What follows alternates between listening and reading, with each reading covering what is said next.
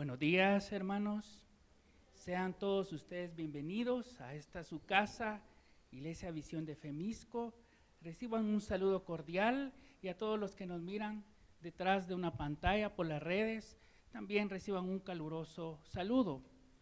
Hoy nuestros pastores andan en una misión apostólica y me han dado este gran privilegio que soy inmerecedor, pero que gracias a Dios por su gracia me han dado el privilegio de compartir la palabra. Y vamos a comenzar porque tengo muchos textos hoy que compartir y quisiera ministrar esta enseñanza al final. Por favor, pónganse de pie. Hoy pues estoy agradecido con Dios, me ha dado la oportunidad, me acompañan mis papás a esta reunión. Les doy la bienvenida y salude al de la par de la bienvenida. Si hay alguien que nos visita por primera vez, siéntase en casa. Esta es una casa que glorifica el nombre de Jesús y acá serán bienvenidos. Oremos, por favor. Bendito Señor que estás en el cielo, gracias te damos por esta hermosa mañana. Te pedimos, Señor, que bendigas a cada uno de los que están en esta casa, a cada uno de los que están detrás de una pantalla, Señor. Que bendigas a nuestros pastores, que los traigas con bien a la capital. Te pido, Señor, y te entrego este tiempo, que tu bendición, que tu palabra sea derramada, que una semilla sea sembrada en cada corazón y prepare nuestros corazones. Te doy gracias, Señor, en el nombre de Jesús. Amén y amén. Tomen asiento, por favor. Pues yo soy un claro ejemplo de la gracia de Dios. Es un enorme reto para mí estar y compartir esta palabra. Cada año en esta iglesia se hace una serie que se llama Senda hacia el Pentecostés. Y estas enseñanzas, honestamente, son para creyentes, para personas, para que han tomado la decisión de recibir al Señor Jesús como su Señor. Para estas enseñanzas son buscando la santidad. Eso significa Senda hacia Pentecostés, buscando la santidad. Y hoy vamos a compartir un tema: haz que tu vida cuente. ¿Cómo es que nuestra vida debe de impactar una relación con nuestro Dios? Y cómo nuestra vida debe de impactar con la relación con nosotros mismos. Y por último, cómo nuestra vida debe de contar con el prójimo. Y el prójimo, estamos hablando de tu familia, de tus compañeros de estudio, de trabajo, o incluso los compañeros, los hermanos acá en la iglesia. Entonces, ¿cómo es esto de que nuestra vida cuente? Es impactar hacia los demás, empezando con Dios. Invito a todos ustedes, si no han visto la serie de Senda de Pentecostés, en todas las redes están grabadas los programas anteriores. No voy a hacer resumen, como les digo, tengo mucha información que compartir esta mañana y si quisiera ministrarla al final. Solo voy a hacer un pequeño recordatorio de la semana pasada, lo que compartió nuestro pastor. Dice actitud del creyente. Y él mencionaba que hay muchas actitudes, pero él se enfocó en 3 y solo lo quiero resaltar, porque quizá hoy esto vaya a tener mucho sentido. Dice, las actitudes: debemos de ser felices, debemos de ser agradecidos y debemos de tener confianza en Dios. ¿Y saben cuál es la buena noticia de estas actitudes que debe tener un creyente? Es que no importa el contexto que tengamos, debemos de tener. Es decir, estas actitudes son decisión y no depende de nuestro contexto. Y el punto importante entonces del tema de hoy, la otra, por favor, ¿cómo es que es eso de haz que tu vida cuente? Y la pregunta del millón es, ¿cómo hago eso? Y en los próximos minutos vamos a tratar de contestar esta pregunta, ¿cómo hacer que nuestra vida cuente? Y así muy rápidamente vamos a compartir el primer texto del día de hoy. Acompáñame en la lectura, si trajo su Biblia o su teléfono. Si no lo aclaro, siempre utilizo la versión de la Biblia de las Américas como Biblia de referencia. Pero este texto es muy importante y quizá nos lo vamos a tratar de explicar a través de toda esta mañana, pero sí es muy interesante lo que él dice. Dice el apóstol Pablo en la carta de 1 Tesalonicenses 5:23, dice: y que el mismo Dios de paz os santifique por completo y que todo vuestro ser, espíritu, alma y cuerpo sea preservado irreprensible para la venida de nuestro Señor. Y esto significa esta serie de Senda hacia Pentecostés, es decir, buscar la santidad. Y no hay una institución humana, no hay un hombre que pueda dar el título de santo. Claramente en este versículo dice que Dios es el que da la santidad.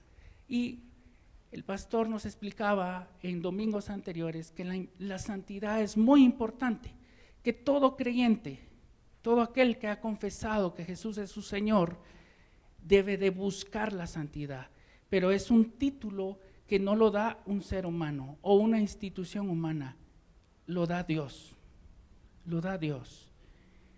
Y la pregunta acá es, ¿cómo lograr eso? Otra parte de este versículo que quiero resaltar es que Dios nos mira a nosotros como seres integrales, como un ser completo. No mira solo tu espíritu, no mira solo tu mente o tu alma o tu corazón o tu cuerpo, lo mira entero y cada parte de tu cuerpo le interesa a Dios. Dice la Biblia que Dios tiene contado nuestros cabellos. ¿Y sabes por qué? Porque tú vales mucho. Tú no sabes el precio que vales. El precio es la sangre de Jesús y eso no le podemos poner valor. Por eso vales mucho. Y otra cosa que me llama la atención de este texto es la palabra irreprensible. Dice que Dios va a demandar de nosotros que busquemos la santidad. ¿Y para qué? Para preservarnos irreprensibles para la venida de nuestro Señor. Esa es la esperanza de que tiene la iglesia y esta casa así lo ha proclamado. Tenemos la esperanza que una vez vamos a reunirnos con nuestro Señor Jesús. Pero dice esta palabra, o el apóstol Pablo aquí dice la palabra irreprensible. Esta palabra en el griego significa sin defecto o intachable. Imagínate tú que no tienes que tener defectos. Y por lo menos yo, mi hermano, cuando yo me miro al espejo, no miro un defecto, miro muchos defectos. Pero la palabra, este texto nos dice que sí es posible alcanzar una vida sin defectos, intachable, y es lo que debemos alcanzar. Cuando incluso nuestro pastor lo ha mencionado, cuando el pueblo de Israel salió de Egipto, es figura de lo que nosotros vivimos. Egipto, figura del mundo, y nosotros saliendo de un contexto pecaminoso, que es lo que nos separa de Dios. Y justamente eso pasa. nosotros dejamos el mundo, dejamos Egipto, pero hay algo más. Por eso les mencionaba al comienzo que esta enseñanza es para creyentes. ¿Qué pasa? ¿Qué pasó con el pueblo de Israel cuando salió de la tierra de Egipto?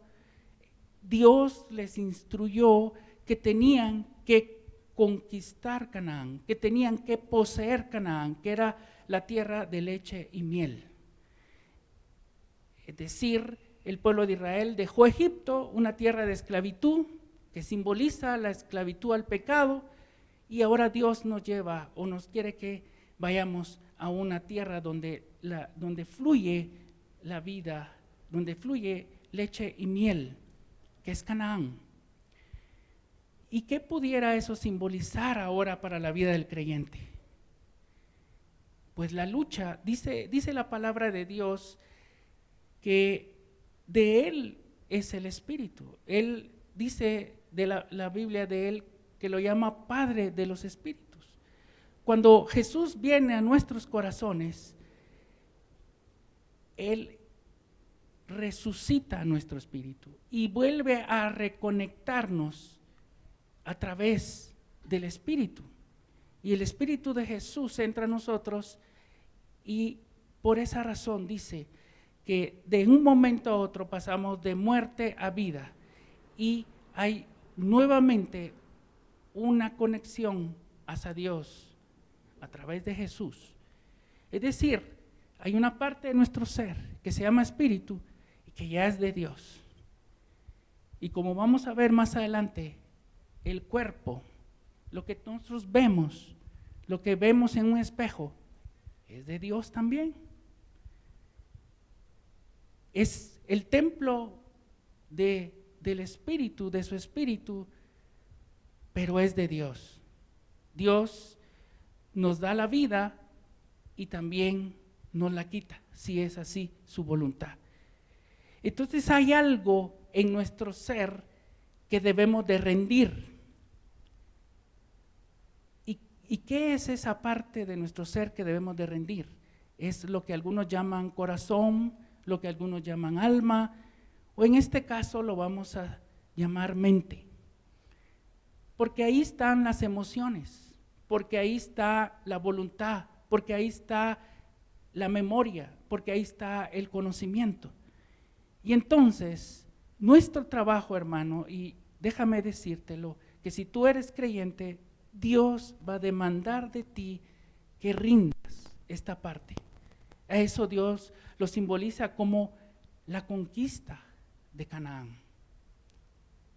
¿De qué vamos a hablar ahora? Pasemos a la próxima, la conquista de nuestra mente. Dice la palabra de Dios que cuando el pueblo de Israel salió hacia poseer la tierra de Canaán, dice que tuvo que enfrentarse a 33 reyes. 2 de ellos lo hizo Moisés y el resto lo hizo Josué. Y eso, Dios por eso podemos entender que en el Nuevo Testamento hay mucho simbolismo de que somos soldados, que debemos de ponernos la armadura de Dios, porque Dios hace ese llamado a que debamos conquistar nuestra mente. Conquistar nuestra mente significa rendir lo que hay, rendir nuestra voluntad. Ahí van a ver a dónde los llevo al final. ¿Y qué significa esto de conquistar la mente? Quiero advertirles que cuando nosotros hacemos esa oración y pasamos de muerte a vida, Dios va a pedirnos esa parte que se llama mente o corazón. Dios lo va a hacer y lo tenemos que rendir, tarde o temprano. Y lo podemos hacer de 2 maneras: humillándonos, que no es doloroso o no es tan doloroso, o lo podemos hacer que nos humillen, que esa parte sí es dolorosa. Y aquí lo voy a ejemplificar. Acompáñame a esta lectura, Génesis 41, 50-51. Esto ya lo hemos hablado y como les mencionaba, Les traigo muchos versículos, así que lo vamos a leer muy rápidamente, pero este pasaje ejemplifica lo que les quiero explicar. Dice Génesis 51, versículos 50 y 51. Y le nacieron a José 2 hijos antes de que llegaran los años de hambre, los que le dio a luz a Senat, hija de Potifera, sacerdote de On. Y al primogénito José le puso el nombre de Manasés, porque dijo: Dios me ha hecho olvidar todo mi trabajo y toda la casa de mi padre. Manasés es una palabra hebrea que significa causando olvidar, el que hace olvidar. José es un personaje, es un héroe de la fe, como dice Hebreos 11, que es figura de nuestro Señor Jesús. Incluso hay un nombre de Egipto, de egipcio, que le pusieron a José, que significa Salvador. Ejemplifica mucho a nuestro Señor Jesús, José. Y José fue un personaje tremendo. Fue el segundo al mando después del faraón y fue muy importante para preservar la vida de los israelitas en ese tiempo de hambre. Y José era un hombre de fe, era un hombre que tenía una comunión con Dios muy importante porque interpretaba sueños y era un líder nato y que logró preservar la vida, no solo de los israelitas, sino de Egipto, que era el mayor reino en ese tiempo. Así que José era muy importante, pero él tuvo un dolor muy especial y por eso este pasaje lo revela, que cuando él estuvo en ese foso, cuando sus hermanos por envidia lo metieron en ese foso, la palabra de Dios dice que estando en ese foso José, él clamaba por su vida, él tuvo angustia y él estuvo solicitando ayuda a sus hermanos, la cual no se la brindaron. Así que José, pues, no tuvo más que voltear su mirada a Dios. Eso quizá ya lo hemos hablado acá también, pero lo que quiero resaltar, José era un hombre como nosotros. Imagínate tú en ese entonces qué pudieras haber pensado tus hermanos y sentir algún tipo de rencor, incluso hasta odio por ellos. Estaba muy sentido y este pasaje lo resalta. Pero Dios quería trabajar esa parte. Quizá en este entonces, cuando José se casó, cuando tenía a su esposa y tuvo hijos, se sentía muy feliz y dijo: ya ese dolor pasó, ya sanó, ya no existe ese rencor, ya no existe esa amargura. Pero sorpresa, años después, la Biblia no lo precisa, pero años después, Dios hace que José se reencuentre con sus hermanos. Y mira lo que dice el capítulo siguiente, Génesis 42, 7, dice: en cuanto José vio a sus hermanos, los reconoció, pero fingiendo no conocerlos, les habló con rudeza. La palabra hebrea rudeza la tradujeron así y algunos dicen aspereza, pero por ablandar la respuesta. La palabra hebrea decía con crueldad o grosero o con dureza de corazón. Les habló José a sus hermanos. ¿Y no que ella había olvidado? Dios tuvo que traer en este tiempo eso que todavía José no había sanado. Y la historia dice que después José tuvo un momento de dolor y al final se reconcilió, pero la enseñanza es, mis hermanos, que todo lo que haya en nuestro corazón, en nuestra mente, en nuestra memoria, que haya impactado nuestras vidas, lo tenemos que sanar. Porque como decía el versículo inicial, debemos presentarnos delante de Dios sin defecto, intachables, puros, podríamos decir. El tiempo es implacable, mis hermanos. En el Nuevo Testamento se habla de diferentes tipos de mentes. Hay aproximadamente 17 tipos de mentes. Y no nos es posible verlas todas. Quisiera que pasaran. Hay muchas clases de mentes y por las cuales tenemos que ir pasando. Al final debemos de tener la mente de Cristo, como está en 1 Corintios 2:16. Imagínate tú tener la mente de Cristo. Es impresionante si lo podríamos lograr, pero les tengo una buena noticia. Sí lo podemos hacer. Acompáñenme en esta otra lectura. Dice 1 Corintios 6:15-17. ¿No sabéis que vuestros cuerpos son miembros de Cristo?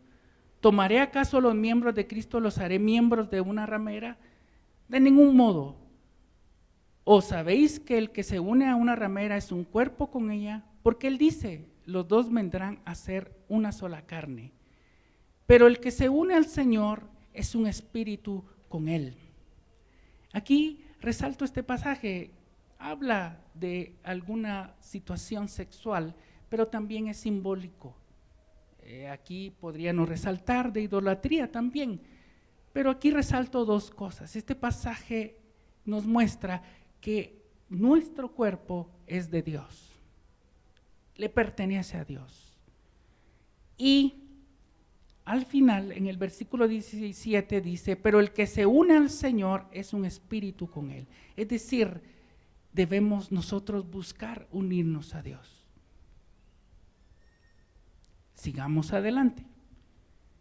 1 Corintios 6, 19 y 20, son versículos siguientes. Dice, ¿acaso no saben que su cuerpo es templo del Espíritu Santo, quien está en ustedes y al que han recibido de parte de Dios, la parte de Dios?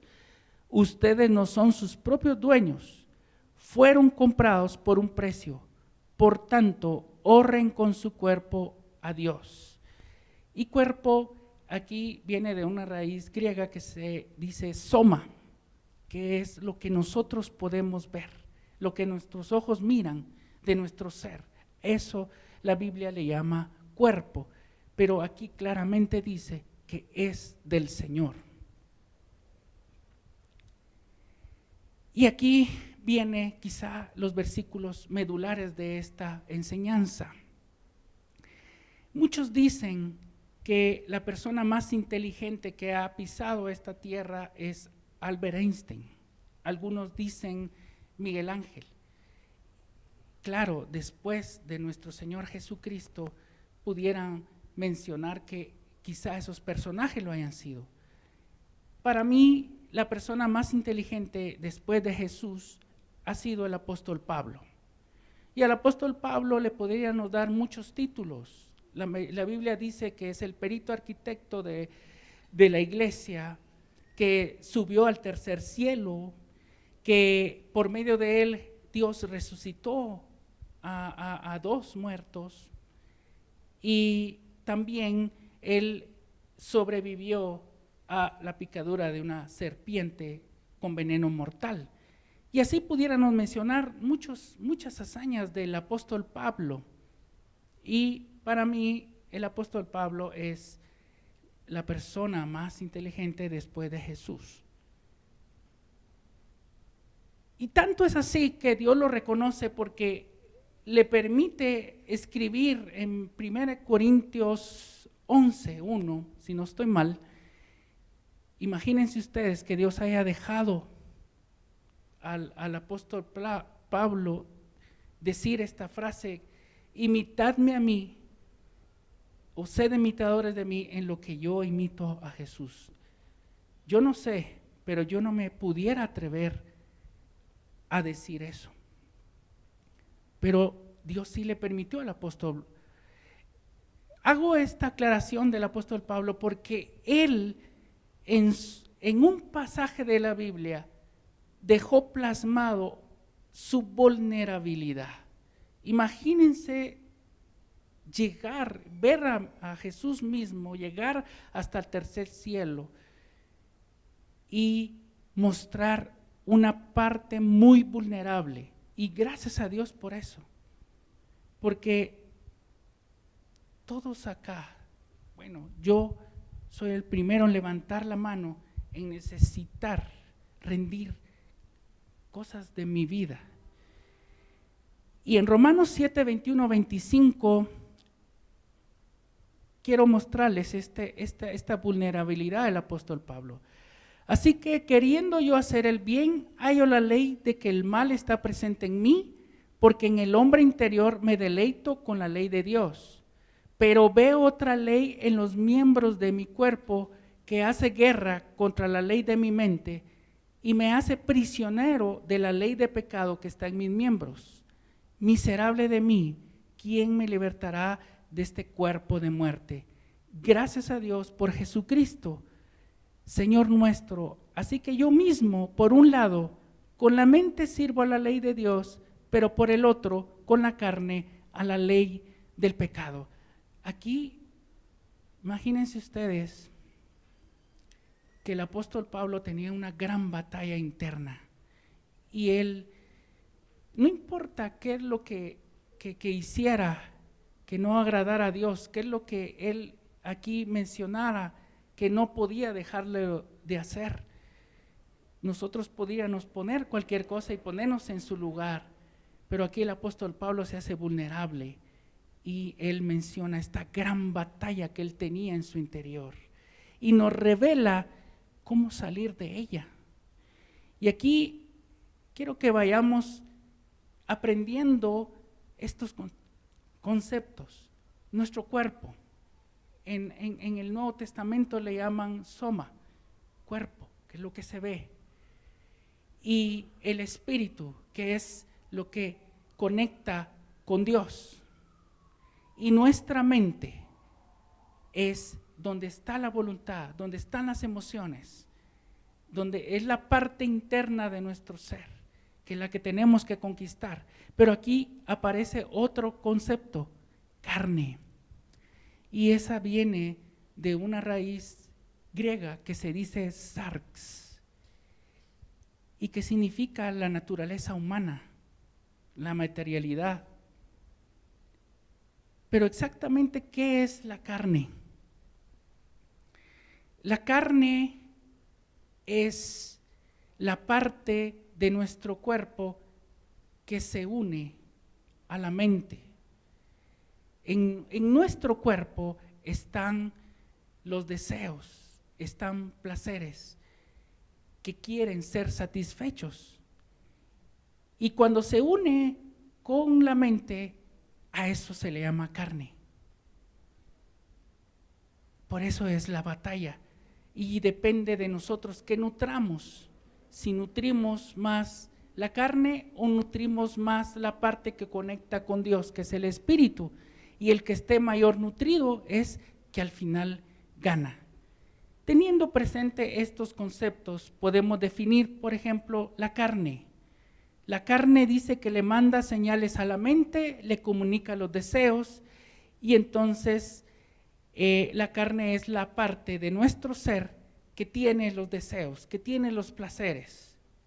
Y la mente es donde está la voluntad, donde está el comportamiento y es el que decide hacerlo o no. Y el espíritu, lo que el apóstol decía, que era el hombre interior que se deleita en la ley de Dios, porque ahora el espíritu ya está vivo, ya está resucitado y está conectado con Dios y nos atrae a Dios. Pero aquí depende de nosotros a quién nutrimos. Y van a ver a dónde los llevo al final. Teniendo estos conceptos presentes, podemos entender estos versículos. Acompáñenme en la lectura, Gálatas 5:17. Y lo vamos a leer en dos versiones.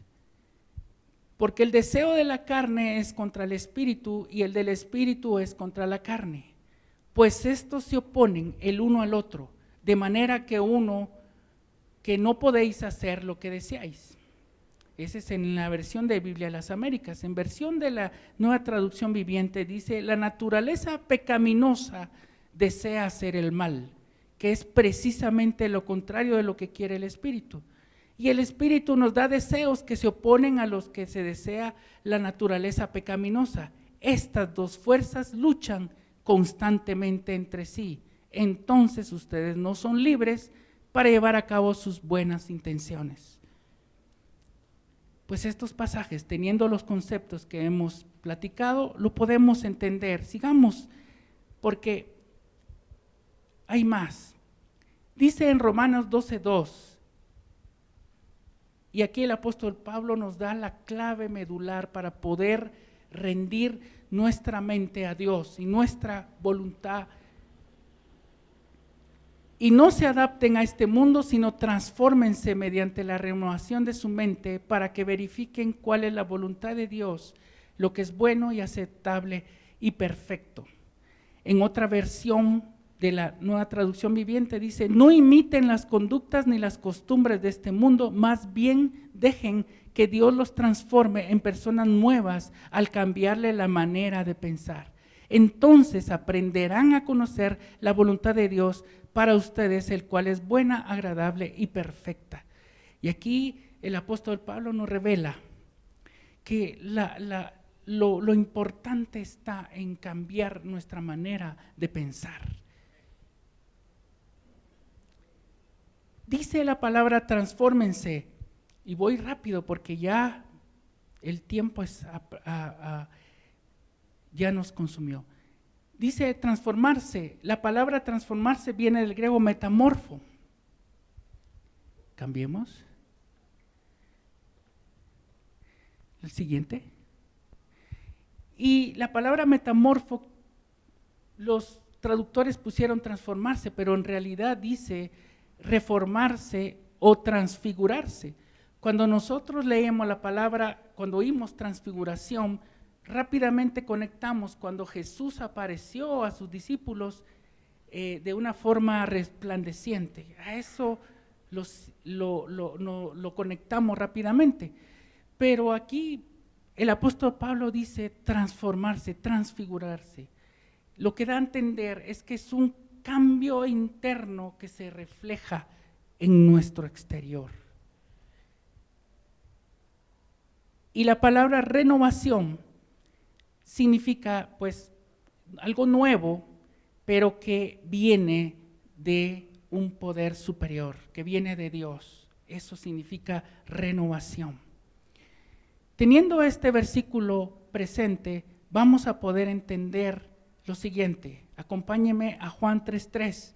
Y este texto es un antes y un después, muy importante. Dice, aquí hablando Nicodemo con Jesús y preguntándole sobre el nuevo nacimiento, dice, respondió Jesús y le dijo, en verdad te digo que el que no nace de nuevo no puede ver el reino de Dios.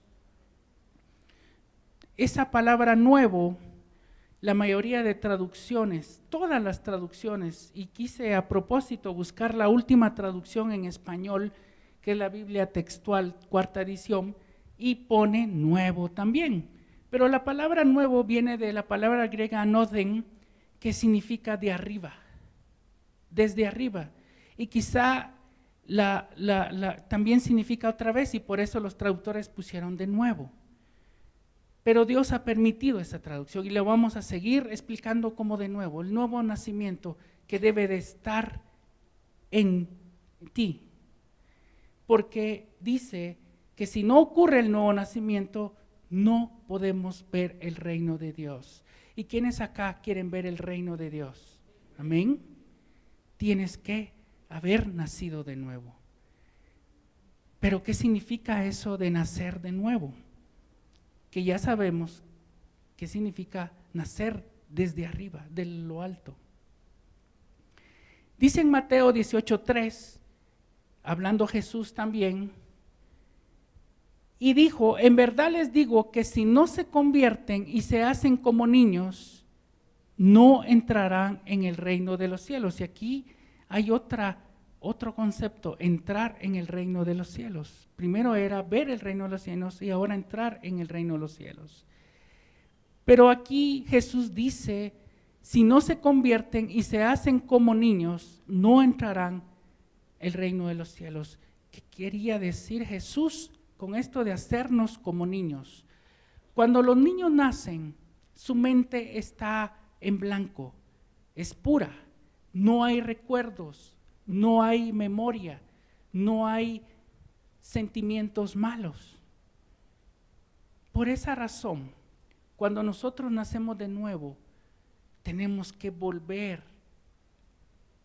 en nuestra mente a cambiarla y a cambiar la información que tenemos, sustituirla por una nueva. Por eso Jesús acá dice, se hacen como niños. Pero ¿cómo se logra eso? Todavía no lo hemos respuesto. Quiero explicarles así muy rápidamente porque ya solo tengo 5 minutos. Nuestra mente, que está situada, podríamos decir, en el órgano que se llama cerebro, tiene muchas neuronas. Y las neuronas, desafortunadamente, ya no vuelven a reproducirse. Cuando nosotros nacemos con un número de neuronas, son miles de millones de neuronas, que cuando llegamos a los 20 años, cada año se van muriendo 3.5 millones de neuronas. Y en esas neuronas está guardada la información que tenemos. Cuando nosotros llegamos a la edad de 7 años, tenemos el 70% de la información que tenemos a la edad de adulto. Cuando llegamos a los 15 años, ya tenemos el 90% de la información o del conocimiento que tenemos en la edad de adulto. Imagínense ustedes cómo actúa la mente. Pero entonces, ¿cómo es que se hace para cambiar esa información y volverse como niños? Las neuronas tienen unas conexiones neuronales. Esas conexiones neuronales son las que podemos cambiar, son las que se cambian. ¿Y cómo se cambian? Dice, según estudios, el 90% de las conexiones neuronales se dan en los primeros años de vida. La estimulación adecuada produce grandes cambios en el funcionamiento del cerebro y el desarrollo mental de los niños. Un bebé estimulado adecuadamente será un niño mucho más sociable, alegre, más despierto y expresivo y mucho más atento. Por aras del tiempo, vamos muy rápido. Y actualmente se sabe que a lo largo del día somos capaces de crear aproximadamente 60,000 pensamientos. Un pensamiento puede ser, bueno, hay mucho calor, ese es un pensamiento. De esos pensamientos como ese, todos los días nosotros tenemos aproximadamente 60,000 pensamientos. Pero la mala noticia es que el 95% surgen automáticamente del día anterior y el 80% de esos pensamientos son negativos, están en forma negativa. Por ejemplo, si alguien dice hoy voy a bajar de peso, no, hoy no voy a poder bajar de peso. Así comienza el día. Es un ejemplo. Pero entonces, ¿de qué va a depender tus pensamientos? De lo que tú lo expongas, porque nuestra mente o nuestro cerebro tiene 5 ventanas, que son los ojos, los oídos, el sabor, el olfato y el tacto. Y entonces, a qué lo expongamos es lo que va a formar nuestros pensamientos. Y aquí les traigo un estudio que se hizo en el año 2021 sobre cuánto tiempo pasamos en las redes sociales. No aparece Guatemala en ese estudio, aparecen 47 países y más de 1 millón de personas encuestadas.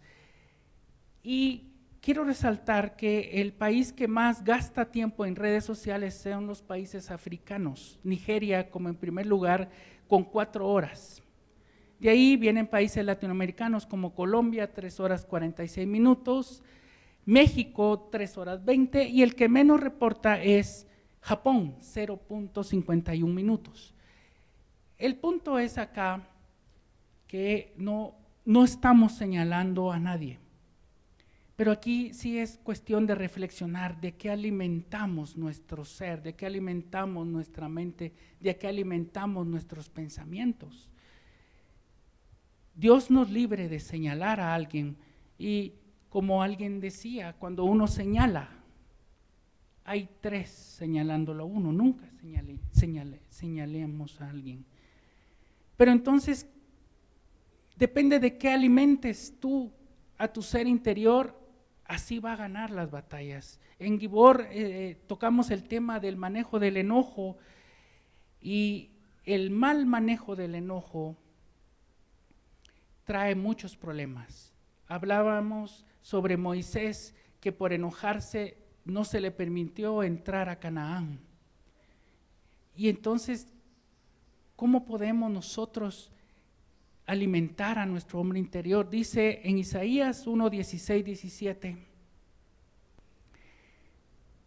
lavaos, limpiaos, quitad la maldad de vuestras obras de delante de mis ojos, cesad de hacer el mal, aprended a hacer el bien, buscad la justicia, reprended al opresor, defended al huérfano, abogad por la viuda. Aprended a hacer el bien. Todo se centra, mis hermanos, ¿cómo podemos nosotros hacer que nuestra vida cuente? ¿Cómo podemos transformarnos con la renovación de nuestra mente? Es sustituyendo un conocimiento por otro, es reaprendiendo, es volviéndonos a ser como niños, como decía Jesús. Por esa razón, cuando los niños están en el vientre de la madre es la que expone al niño a los sabores, la que expone al conocimiento, la que le va enseñando todo el conocimiento.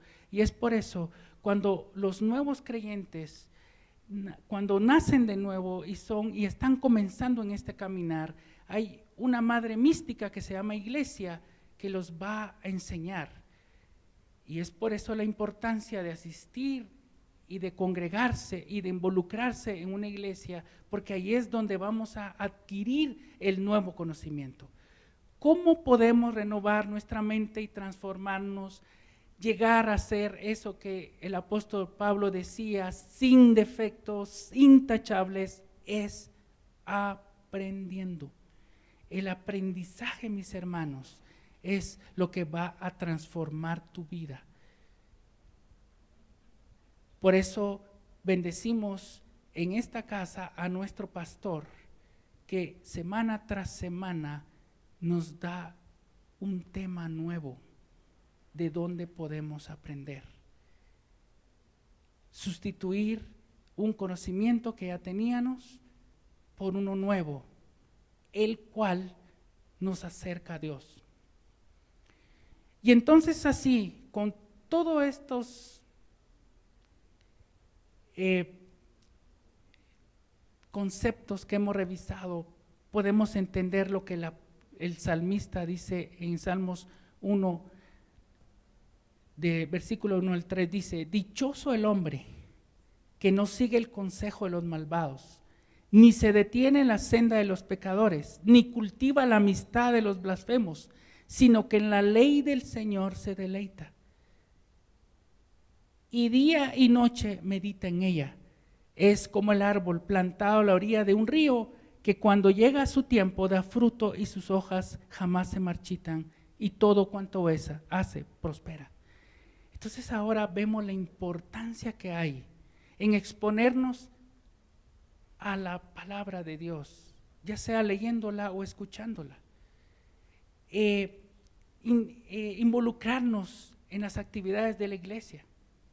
Involucrarnos en alabar a Dios, en cuando se esté ministrando la alabanza, involucrarnos en esa actividad, porque eso impacta en nuestras mentes, que luego se ve reflejado en nuestras vidas, porque nuestro espíritu ya es de Dios y nuestro cuerpo, nosotros, Jesús mismo lo decía, nadie puede añadir un codo a su estatura, es de Dios.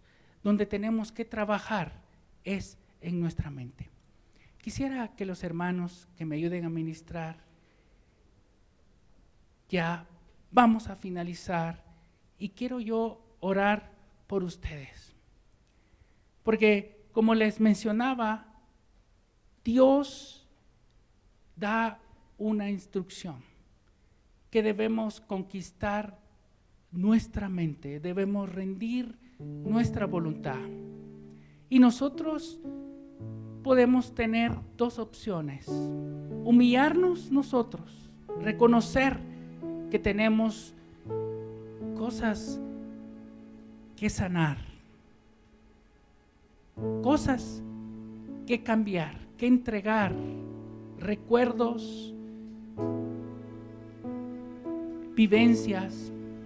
El apóstol Pablo los tenía, no sabemos exactamente, pero no importa que sea, pero él los tenía. Y déjenme decirle que todos acá los tenemos. Y en esta administración podemos sanarlos. Y es como con anestesia. Dios, en el momento de la adoración, yo no sé si ustedes lo sintieron, pero Dios estaba acá. Y Dios estaba ministrando al momento de la adoración. Y en este preciso momento Dios está acá. Y Dios quiere hoy habilitarte para que tú conquistes tu mente, para que tú rindas tu voluntad, para que sanes tu memoria, para que sanes todo tu interior, porque es la única manera de poder presentarnos delante de Dios sin defectos. Es lo que busca. Solo Dios va a poder hacerlo. Como Dios nos enseña que todos necesitamos esta administración, yo quisiera invitar a esta nave que se pongan de pie. Y los que están detrás de esta pantalla, que tomen una actitud de recibir esa habilitación de Dios para conquistar nuestras mentes y nuestro corazón, porque debemos, mis hermanos, presentarnos sin defecto delante de Dios, intachables.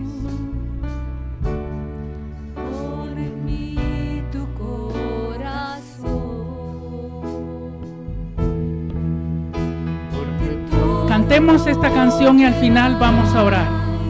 Dentro de mí necesitas ser cambiado, Señor, porque todo lo que hay dentro de mi corazón necesitas de ti, porque todo lo que hay dentro de mí necesita ser cambiado, Señor, porque todo lo que hay dentro de mi corazón necesita más de ti. Yo voy a orar por ti. Tú entrega esas áreas en tu vida. Padre bendito que estás en el cielo, gracias te damos, Señor, por esta mañana y por tu palabra. Padre, hoy entregamos y presentamos delante de ti nuestros corazones. Yo te pido, Señor, que honres tu palabra, Señor. Que si hay alguien acá que está esclavizado por algo que no ha podido ser libre, Dios nos ha llamado a libertad.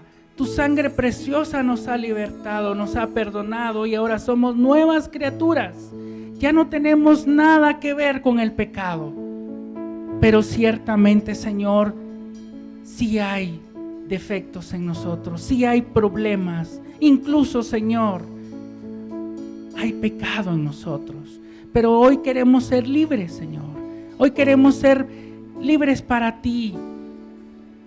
Yo te pido, Señor, que tengas una visitación especial, que habilites a todos los acá presentes y a los que nos miran detrás de una pantalla, Señor.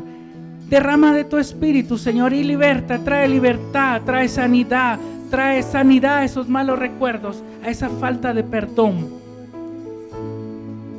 Trae esa bendición especial y que hoy regresen a casa con esa semilla, Señor, de tu palabra.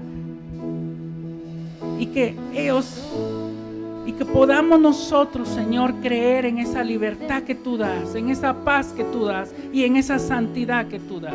En el nombre de Jesús, yo te bendigo, hermano. Y te digo que sí se puede ser libre, que sí se puede rendir nuestra voluntad a Dios, que sí se puede salir de la esclavitud del pecado. En el nombre de Jesús, yo te bendigo. Yo te bendigo en el nombre de Jesús. Amén y amén. Cantemos una última vez.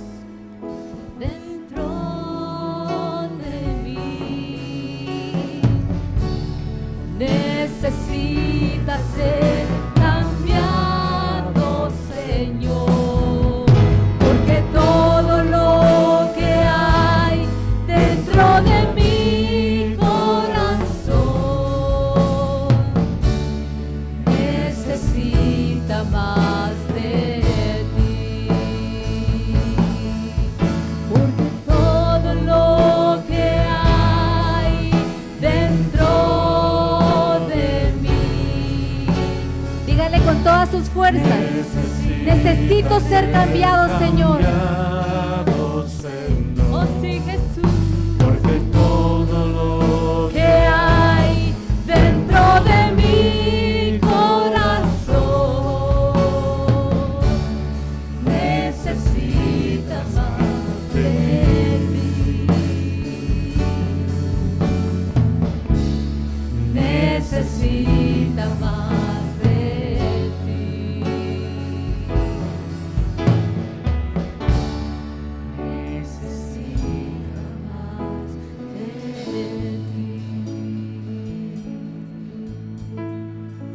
Esta mañana Dios ha estado acá. Yo bendigo a Dios y pido a Dios para que tú regreses a casa con una bendición. Que regreses empoderado para vencer a tus enemigos, a vencer esas cosas que no has podido vencer, porque Dios nos ha llamado a libertad.